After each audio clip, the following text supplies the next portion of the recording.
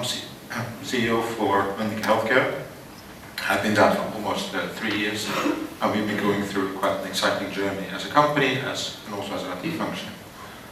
Before we will go into the more specific CEO-related topics, I will try to make a connection to what we're doing as a company and how that impacts on our business side and IT side.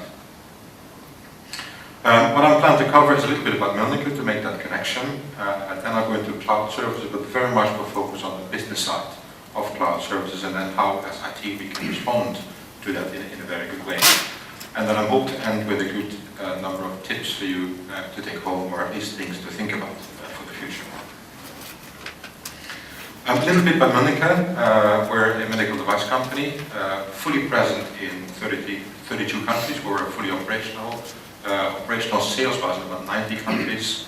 Turnover is a bit outdated. We're about 1.2 billion euro turnover and about 7,500 employees. And we're headquartered, like I said, in Gothenburg, and that's the reason I live here.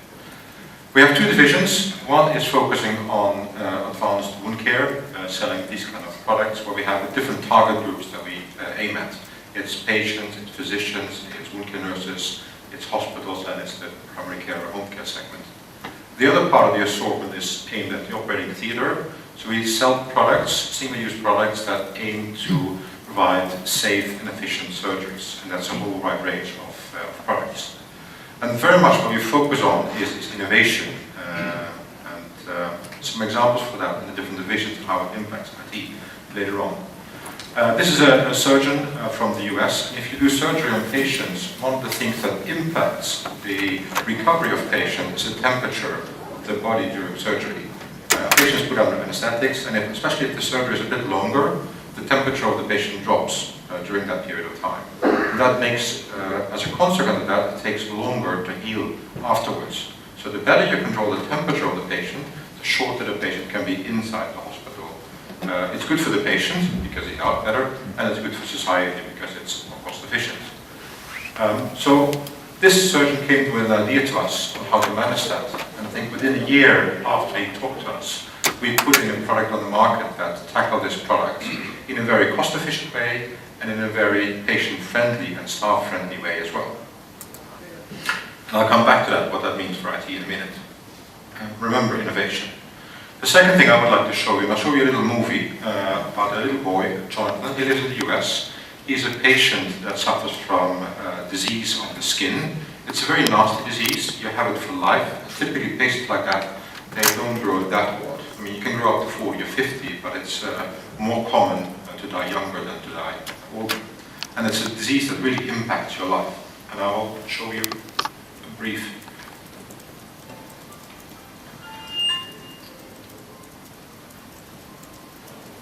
Stands for epidermolysis bullosa.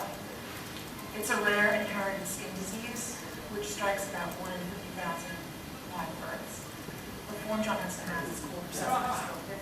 Recessive dystrophic is one of the more severe forms of ED. The blisters tend to be more severe, equivalent to like a second or third degree burn, both internally and externally. In the hospital, they basically have a clue. They have never seen anybody with this disease before. One of the major cities in the country, a major hospital in that city, who did not have the dressings that we needed. In the hospital, I think they were using Vaseline gauze. And it was drying up, which was causing more problems. And this stuff, basically, it saved him. You can't afford to lose a piece of skin every time I do a dressing. There'd be nothing left in them. Knowing that the dressings have safe tack on them, I've used the transfer and the light on places like his cheeks. There's not places where other dressings will stay. It adheres well to the skin, but it has also the holes so it airs out the wound, so it's able to drain. It provides comfort and also flexibility. It definitely improved his life. I mean, he now is in kindergarten where he has to sit in a wood chair all day. The thing about obviously the Metholex is not just, it's better for more heavily draining wounds, but it's good for body protection. It's good for areas that need comfort or cushioning. So it's a win-win situation there. We have used other products in the past that constantly make the skin break down, especially when you're removing it. It's easy to remove, safe tack. It doesn't take off that new growth tissue. It's able to absorb the drainage because he does have a lot of open wounds. Maybe 2 years ago, we ran out of material and we needed supplies. and a representative from Long Island drove in, met my father-in-law someplace on the highway, and then dropped the stuff off. I don't know what to say. It's great that Mölnlycke has done that for him and his family. I think that without his company, he wouldn't have the quality of life that he had today. I couldn't possibly thank them enough, especially their reps who went above and beyond to help us over the years. I couldn't thank him enough. So, the soul to the earth, all of them. I have many friends that call him a hero because what they see him go through and how he persevered. He is a trooper.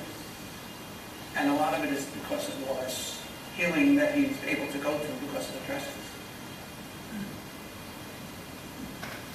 I think the question that you might ask yourself, what does it have to do with the role of a CEO? What does it have to do with an IT trend? And I'll try to get one.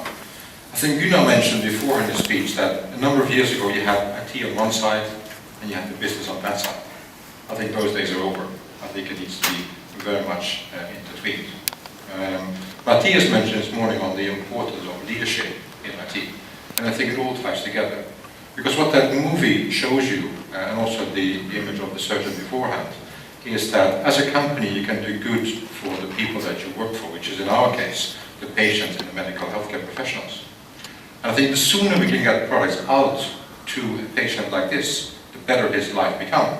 And of course for us as a company, we make more turnover and more profit on that if we do it in the right way. And I think IT can play a big role in that, bringing things quicker to the market and reducing the speed to market, and bringing innovations to the business. I think part of that is suppliers, which I will talk about in a minute. Part about is the employees that make it happen. So I think, again, touching on what Matthias said this morning on leadership, really important for the role of the CIO is to really work with, of course, the connection to the business, the connection to your customers, but also work with leadership and building leadership inside your organization and building capabilities inside your organization. Going into the technology side a little bit more, the topic of today is how cloud services impact your traditional IT suppliers, and think about time to market. First, a short recap on cloud services. It's a term that's been very fashionable, and it stretches a whole range of services from purely infrastructure-based to fully the software as a service, from fully public clouds to fully private clouds, and any kind of hybrid form that you have in that. I think what we have done is really taken a good look and see, when do we apply cloud services? And more importantly also, when do we not apply cloud services for it? And there's a lot of benefits to it. I mean, agility, cost, complexity, focus, innovation, time to market is all the nice treats that you hear from your customers and your suppliers.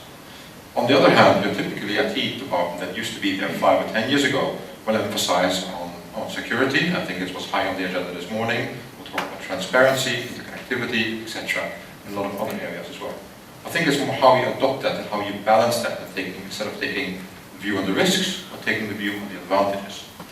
So, what we are doing, I think that's quite a common model to apply, that if you have areas where cloud services gives you a lot of benefits and the risks are manageable, we really embrace cloud services, specific public cloud services. For example, CRM solutions, HR systems, etc. In areas where it's still giving a lot of benefits, but there might be a bit higher risk to it, we still embrace it, but we tend to go more to private clouds than public clouds.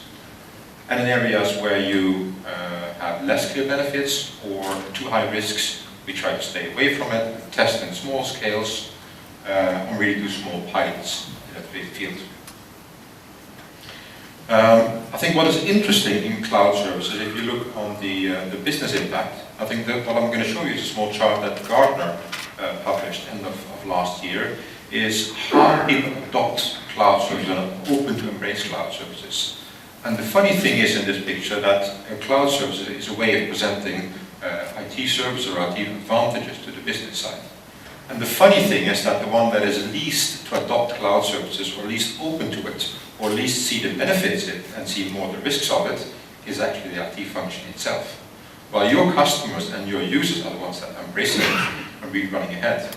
So I think the trick is not to avoid it, but the trick is to embrace it and to go further with it, because then you'll end up with happy customers, happy patients, healthcare, happy healthcare professionals.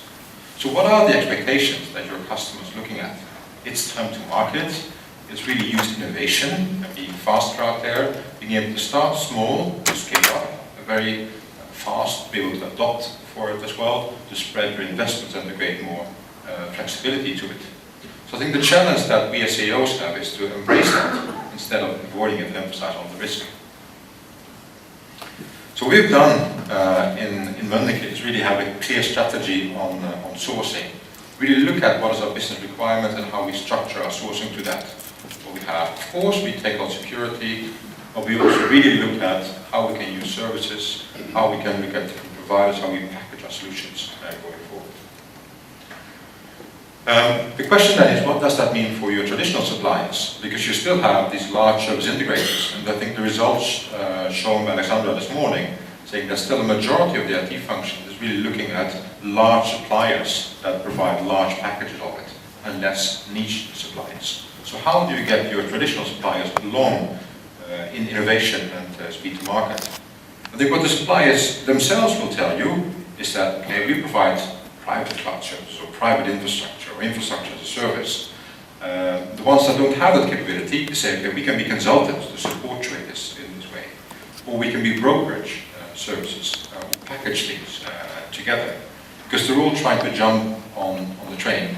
And those suppliers that can't do that, they will come to you and emphasize the threats of it, and the security risks, and the supplier lock-in, and all those kind of things, to make sure that you stay with them going forward.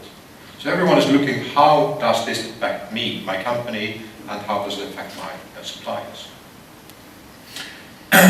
So I think coming back a little bit to what Matthias said this morning, it's very much about leadership internally. So what we have done internally is that we really embrace our business organization. We're really part of the business, we're embedded in the decision for really together decide the way forward and the roadmap and the projects and the development projects that we do. As far as suppliers is concerned, yes, we use cloud services and we've embraced them, but in selective areas. So we don't shoot for cloud everything, we don't avoid cloud because we're afraid of the risk, but we embrace cloud in certain areas of services.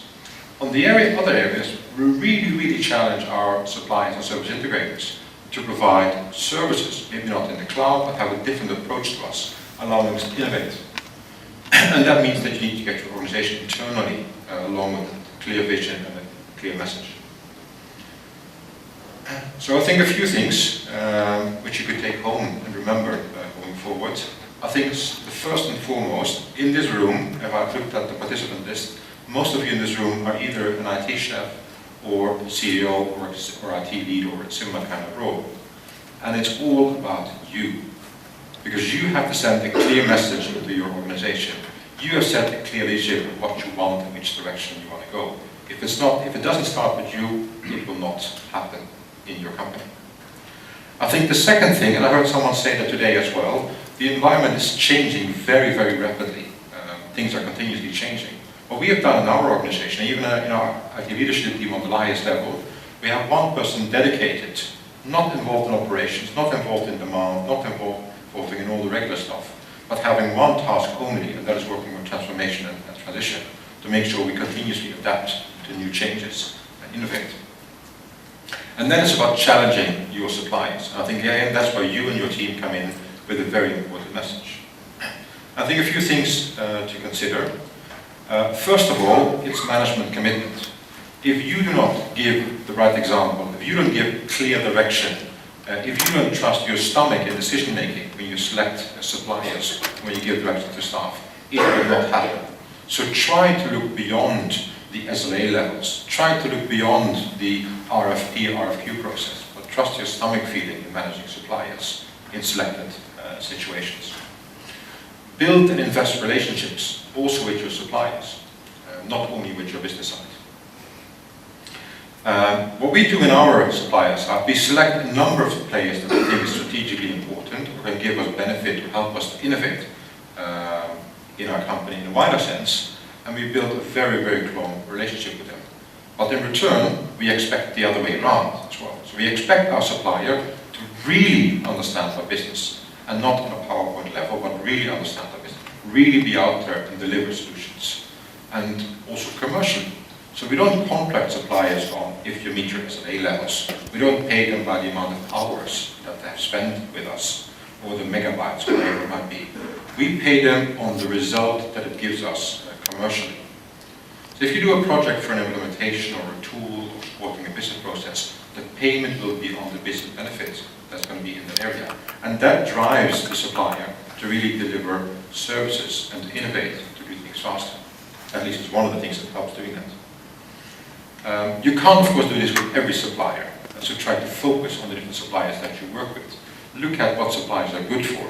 Don't use the one supplier fits all, but define certain packages where we can really get that relationship and collaboration going. And really get the message across that you want to buy services and not megabytes, servers, or hours. And I think that ties into the other one, it's the attitude. If you work with your internal stakeholders or your suppliers, it's the message that you send, the verbal message, the non-verbal signals that you send, the way you talk to them over a cup of coffee, the small signals that you send continuously to all your suppliers. And what you ask for is what you get. But more importantly, if you don't get what you ask for but still accept it, that's basically what you ask for. So really try to put demands on your suppliers.